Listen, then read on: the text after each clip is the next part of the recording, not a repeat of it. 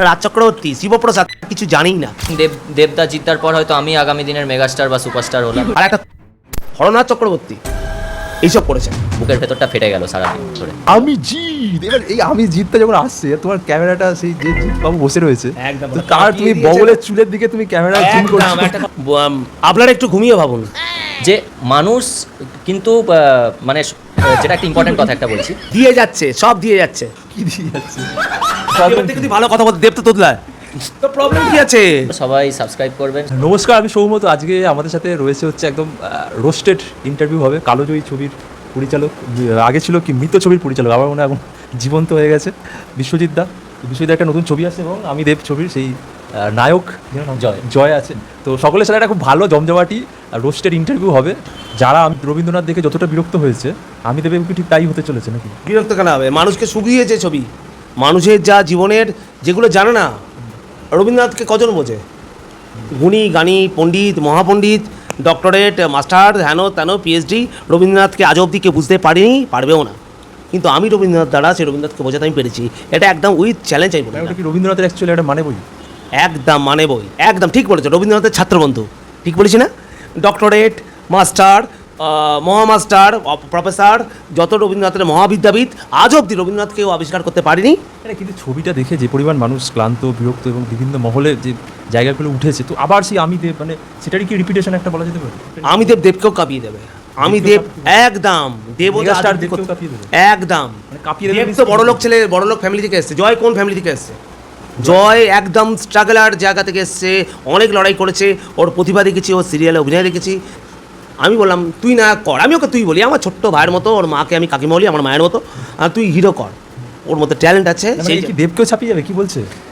দেখো, সেটা বলবো না আমি কখনো। সে দেবদা হচ্ছে, দেবদা হচ্ছে আমার ইন্সপিরেশন। মানে ছোটবেলা থেকে আমার মা বিরক্ত হয়ে যেত। দেবদার যখন পাগলু সিনেমা বেরিয়েছে, ঠিক আছে, পাগলু সিনেমার ক্যাসেট কিনে আমার বাড়িতে রাখতাম। বারবার আমি মানে ক্যাসেট ডিভিডিতে চালিয়ে বারবার প্লে করতাম।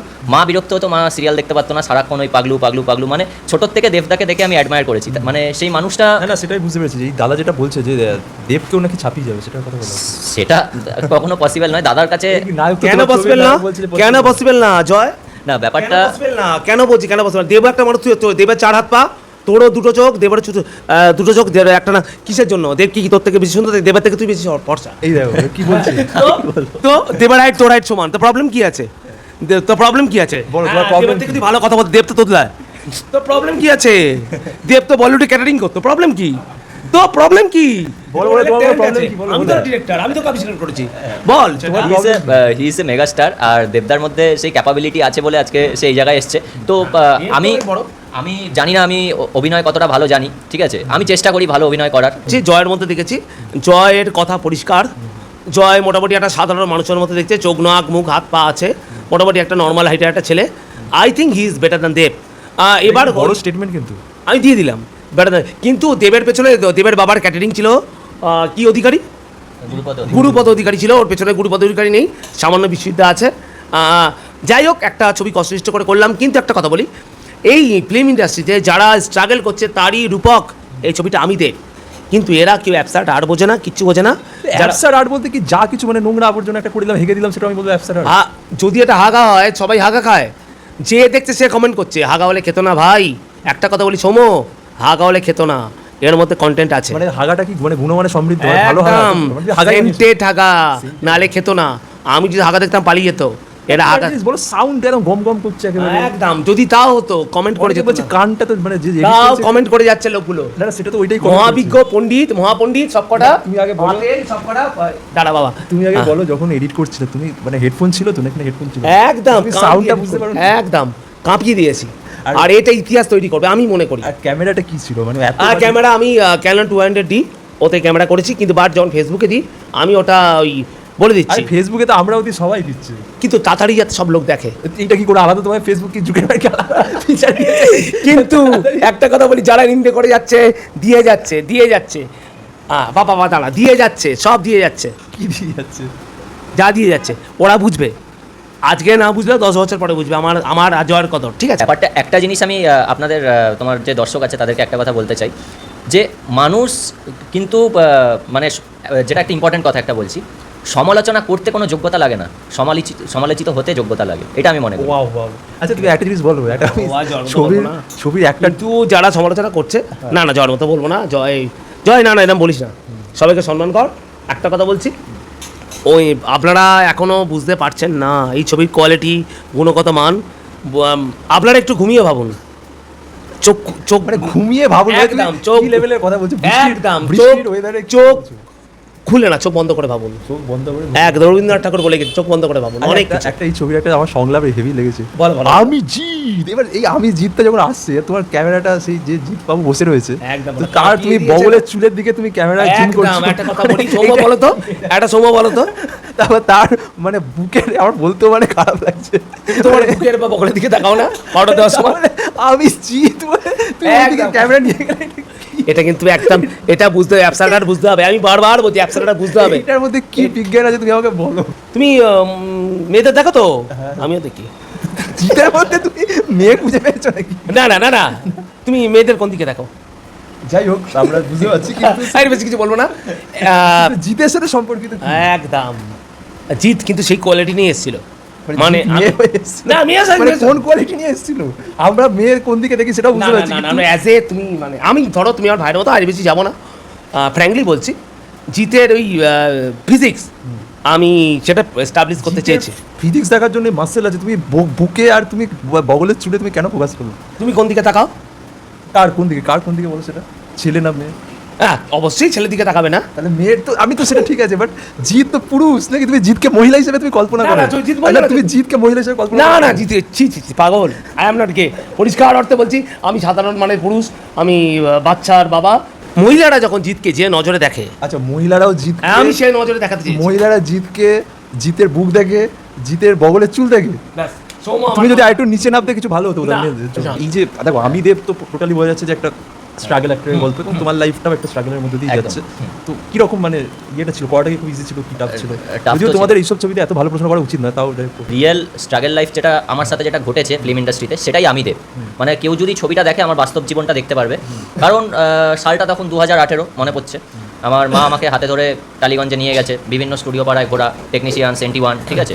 তো তখন বিভিন্ন লোকেদের সাথে আমার আলাপ হয়, লোক বলা ভুল হবে, মানে কি বলে, প্রতারক, ঠিক আছে, আমার বলতে অসুবিধা নেই, তারা প্রতারক। হ্যাঁ, হঠাৎ কল করলো, হ্যাঁ ছবিতে কাজ আছে, সিনেমার কাজ, হ্যাঁ টাইমে পৌঁছে যাবে, ভালো ক্যারেক্টার, সকাল 8টায় কল টাইম, লেট করবে না, হ্যাঁ টালিগঞ্জ টেকনিশিয়ানের সামনে চলে আসবে, গাড়ি করে নিয়ে যাবে, ঠিক আছে। তা একটা আশা, মানে প্রথম কাজ, আশা ভরসা নিয়ে গেলাম, সেই প্রথম টালিগঞ্জে পা রাখা, প্রথম শুটিং। সেই ছবির নাম আমি উল্লেখ করবো না, ছবি রিলিজও হয়। কিন্তু যখন আমি গেলাম ওখানে, তো আমাকে পাতি ক্রাউড, যেটাকে ইন্ডাস্ট্রির ভাষায় বলে জুনিয়র আর্টিস্টের ভিড়ে নিয়ে দাঁড় করিয়ে দিল। সারা জীবন, সারা দিনটা ওই বড় বড় আর্টিস্টের অভিনয় দেখে গেলাম, আর ভেতরের যে অভিনয় করার ইচ্ছেটা, সেটা আর পূরণ হলো না, বুকের ভেতরটা ফেটে গেল সারাদিন ধরে। এইভাবেই চলতে থাকলো জুনিয়র আর্টিস্ট। এই ছবিটা করে মানে এটা তো প্রচুর রিয়াকশন তো তুমিও পাচ্ছ যে, আচ্ছা একটা জিনিস, এটা ছবির পোস্টার, মানে এই ছবির পোস্টারের থেকে তো আমার এই ইউটিউব ভিডিও থাম্বনেলটা অনেক বেটার হবে। ছবির পোস্টারটা মানে এটা বলে অ্যাবসার্ডার, মানে যেখানে, হ্যাঁ অবশ্যই, যেখানে কোনো রকম ভাবে কেউ নাক মুখ চোখ দেখা যাচ্ছে, কোন দিক দিয়ে গুজে গেছে, এরকম ভাবে আমার যা কিছু সব অ্যাবসার্ড। জয় দুনিয়া ডিরেক্টর ছেলে আমার কাছে তুই কেন? না এটা, হ্যাঁ এটা একটা প্রশ্ন। দেখো বেটার স্কোপ আসবে কি আসবে না সেটা তো পরের কথা। তো আমি এখানে মন খুলে কাজ করতে পেরেছি, ঠিক আছে, আমাকে সুযোগটা দেওয়া হয়েছে মুখ্য ভূমিকায় এখানে। আর আমি বিশ্বজিৎদার কাছে সেটা তো ঠিক আছে, কিন্তু তুমিও তো ছবির সাথে যুক্ত। হ্যাঁ, এই ছবিটা কি সেই পরিমাণ, মানে তুমি কি মনে হয়, মানে ছবিটা তো দেখতে পাচ্ছ, মানে তোমার কি অ্যাজ এ ভালো লাগছে? মানে আমি জাস্ট ফ্র্যাঙ্কলি আস্কিং ইউ, হ্যাঁ, আচ্ছা, এটা যা যেরকম ইয়ে, মানে তুমি তো সুস্থ দেখতে লাগছে, কিছু খাইয়ে তো শুটিং করাইনি আশা করি? না, কথাতে আছে তুমি জানবে যত গুড় ঢালবে তত মিষ্টি। না উনি তো গু বানাচ্ছেন, তো গু না, এটা একদমই নয়। কারণ বিশ্বজিৎদা আগাগোড়াই লড়াই করেছে প্রচুর, ঠিক আছে। একটা মানুষ মানে সেরকমভাবে কোনো প্রডিউসার পায় না, মনের জোরে এতগুলো ছবি, আমি দেবনি আমাদের 13টা ছবি রিলিজ হচ্ছে, ঠিক আছে। তো সেই লড়াই করে যে ছবিটা রিলিজ করা, কষ্ট করে সারাদিন মানে কাজ করা, ঠিক আছে, শুটিং করা, ঠিক আছে, আমরা কীভাবে শুটিং করি আমরাই জানি, ঠিক আছে। তো বিশ্বজিৎদার মধ্যে সেই জেদটা আছে, ঠিক আছে, তাই সে এতগুলো ছবি রিলিজ করতে পেরেছে। আর ওটা দেখেই আমি আসলাম। আর আমার কাছে ভগবান বলে যদি কেউ থাকে, মায়ের পর বিশ্বজিৎদা, প্রসেনজিৎদা। আমি একটা কথা বলছি সৌম্য, তোমার চ্যানেলের মাধ্যমে বলছি, সত্যজিৎ মিলনশীল, ঋত্বিক ঘটক, সেই স্বর্ণযুগ ছিল। আর এখনকার দিনে যে কটা ডিরেক্টর, নাম বলবো না, সব বোগাস। এরা কাদের নাম বলো? কৌশিক গাঙ্গুলি বেটার করে, সৃজিত মুখার্জি বোগাস, রাজ চক্রবর্তী তো ওয়ার্থলেস, এদের কোনো যোগ্যতাই নেই। আর শিবপ্রসাদ মোটামুটি চেষ্টা করে, মানে এরা সাউথের নকল। বলছো যে তুমি ওদের থেকে বেটার? অবশ্যই আমি তো জিরো বাজেটে ছবি করি, ওর কোটি টাকা কালো টাকা নিয়ে সাদা করে, এগুলো কোনো তৃণমূলের টাকা নিয়ে সাদা করে যাচ্ছে, এখনো এগুলো করে যাচ্ছে। তুমি যদি বিপ করতে চাও বিপ করতে পারো, দল উঠে গেছে বিপ করার কিছু নেই। সিদ্দিম করছে তো একেবারে বোগাস, সব করা বোগাস, টাকা নিচ্ছে আর ছাদ্য করছে, সব করা ছাদ্য করছে, কালো টাকা সাদা করছে। আর অঞ্জন চৌধুরীর কথা বলি, ওনার মতো ট্যালেন্টেড মানুষ পৃথিবীতে নেই। একটা গরিব মানুষ অনলি মাধ্যমিক পাস করে, ওনার মতো স্ক্রিপ্ট লেখার ক্ষমতা কিচ্ছু ছিল না। ও সবাই বলে উনি হয়তো বাংলা ছবিকে খাদে ফেলেছেন, কিন্তু বাংলা ছবি যখন খাদে পড়ে মানে উত্তম কুমার মারা যাওয়ার পর যখন পড়ে গেছিলেন, উনি প্রথম শত্রু করে হলকে দর্শকমুখী করেছিলেন। আর একটা কুলাঙ্গার হরনাথ চক্রবর্তী এইসব করেছেন, ওনার সব প্রডিউসারগুলোকে খেয়ে। আমি চুমকি চৌধুরী দিকে বলছি, আমার কথা শুনুন, সৌম্যর মাধ্যমে আমার কাছে আসুন, আমি হরনাথের মুখোশ খুলে দেবো। একদম বদমাস লোক একটা, বিরাট বড় তথ্য। একদম আমি দায়িত্ব নিয়ে বলছি, আমি চুমকি দিকে বলছি। সন্দীপ দা মারা গেছেন, অঞ্জন চৌধুরী মারা গেছেন, অতি গুণবান মানুষগুলো মারা গেছেন। অঞ্জন চৌধুরী যদি না থাকতো, ওই সময় বাংলা ছবির যা অবস্থা হয়েছিল, ওই সময় হলমুখী করেছিলেন অঞ্জন চৌধুরী। এমন গুণীবান মানুষ, ওনার স্ক্রিপ্টে লোক আসতো। উনি সবাই সত্যজিৎ মিলন সেন ঋত্বিক ঘটক হয় না, কিন্তু অঞ্জন চৌধুরীর মতো অসম্ভব গুণবান একটা মানুষ। ওনারই একটা ছাত্র হরনাথ চক্রবর্তী, ওনার কোনো গুণ নেই, সব কটা প্রডিউসার নিয়ে। আর কি বলবো, আমি নিজের চোখে দেখি আমার ছবি, অঞ্জন চৌধুরীর ছবি, সত্যজিৎ রায়ের ছবি, ঋত্বিক ঘটকের ছবি থেকে যাবে, হরনাথ হারিয়ে যাবে। সত্যজিৎ মৃণাল ঋত্বিকের সাথে তুমি অবশ্যই তুমি তোমার ছবি নিজে দেখো, মানে অবশ্যই আমি দেখি মানে ওরকম আমার ছবির বাজেট কম হতে পারে, সব হতে পারে, কিন্তু এর বিষয়বস্তু আছে। হরনাথের কোনো বিষয়বস্তু নেই। এত নেগেটিভিটি কাটাচ্ছ কি, এত তো কমেন্ট আসছে, এই আসছে তাই আসছে। এবার একটা কথা বলি যে তাদের প্রতি আমার কোনো রাগ নেই, ঠিক আছে। যারা ট্রোলটা করছে, ঠিক আছে, তারাও তো ডেফিনেটলি কোনো না কোনোভাবে মানুষকে আনন্দ দিচ্ছে বা মানুষকে তারা হাসাচ্ছে। তো এটা তারা অন্যায়টা কী করছে? আমি তো দেখছি যে এটা মানে মানুষকে মানে এখন যা পরিস্থিতি বর্তমানে, মানুষকে হাসানোরও একটা যোগ্যতা লাগে। তো ডেফিনেটলি তাদের মধ্যে একটা কোয়ালিটি আছে যে তারা ট্রোলের মাধ্যমে মানুষকে হাসায়, ঠিক আছে। এক্সাম্পল দিচ্ছি কিরণ দত্তদি বঙ্গাই, he is very much talented. Kiran দা, তার ভিডিও আমিও দেখি, তো সেও তো ট্রোল করে। কই সেটা তো এমন কিছু ইনসাল্টিং বা কিছু কাউকে ইনসাল্টিং তো কিছু করে না, বা কাউকে ইনসাল্ট করে ওরকমভাবে তো ভিডিও বানায় না। হ্যাঁ, আরেকটা কথা বলি, ট্রোল আর পার্সোনাল অ্যাটাকের মধ্যে ডিফারেন্স আছে। তো যারা ট্রোল করছে তাদেরকে নিয়ে আমার কোনো আপত্তি নেই। আমি নিজে, ঠিক আছে, আমার মা সকাল হলে ফেসবুক করে, সোশ্যাল মিডিয়ায় এখন দেখতে পাচ্ছে রিসেন্টলি, তোকে নিয়ে কী সব এসব লেখালেখি হচ্ছে, আমি ছাড়ো না, বাদ দাও না, ভালোই তো। তারা একটা মানুষকে এন্টারটেন করছে, কিন্তু পার্সোনাল অ্যাটাক করাটা কখনো উচিত নয়। আর দাদা তো বোধহয় সারাদিন ভাত রুটির থেকে বোধহয় ট্রোলটা বেশি থাকে বোধহয় না? একদমই। একটা মানে হিরোদের যে একটা শূন্যতা তৈরি হচ্ছে, তোমার ছবির নামও আমি দেব, কিন্তু অলরেডি বলেছে দেবের থেকে ও বেটার। হ্যাঁ, একটা কথা বলি, জয়ের মধ্যে সেই কোয়ালিটি আছে, সেটার মধ্যে সেই ক্রেজ আছে। অবশ্যই আপনারা ওকে সাপোর্ট করুন, তোমার চ্যানেলের মাধ্যমে বলছি, ওকে সাপোর্ট করুন। ছেলেটা একটু সাপোর্ট করে অনেক দূরে যাবে। ছেলেটা খুব ন্যাচারাল অ্যাক্টিং করতে পারে। আচ্ছা, এটা দাদা বললো দাদার কথা, কিন্তু আমার শুনেই এটা হাসি পাচ্ছে। তোমার কি মনে হয় আমি অভিনয় জানি? ন্যাচারাল অভিনয়টা করা বেশি করুন, কিন্তু অভিনয় করাটা কম। কিন্তু আমার যেটা মনে হয়, আমি অভিনয় কিছুই জানি না। হ্যাঁ, আমি ডেফিনেটলি চেষ্টা করছি অভিনয় করার, ঠিক আছে, কিন্তু আমি অভিনয় কিছুই এখনো জানি না, চেষ্টা করছি। তো কে বলতে পারে আপকামিং দেবদা জিতার পর হয়তো আমি আগামী দিনের মেগাস্টার বা সুপারস্টার হলাম। এটা তো বিরাট বড় কথা। হ্যাঁ, না হওয়ার তো কিছু নেই। দাদা স্যার দেখে দেখে এইসব। একটা কথা বলি, তুমি একটা ভালো ইউটিউবার, তুমি এগোচ্ছ, একটা কথা বলি, তোমার মাধ্যমে একটা কথা জানাচ্ছি, আরও অবনতির দিকে যাবে। এইসব অপদার্থগুলো যতদিন না সরবে।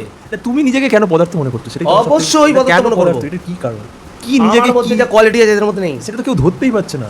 ধরতে পারবে না, এর মধ্যে কোনো কোয়ালিটি নেই। একটা কথা বলে দিই, রাজ চক্রবর্তী, শিবপ্রসাদ, তারা কিছু জানিই না। আমি সিনেমা ছাড়বো না, যতদিন বেঁচে আছি, বেঁচে থাকবে, আরো চলতে থাকবে একদম। আরো 25টা ছবি করে মরবো। 25টা?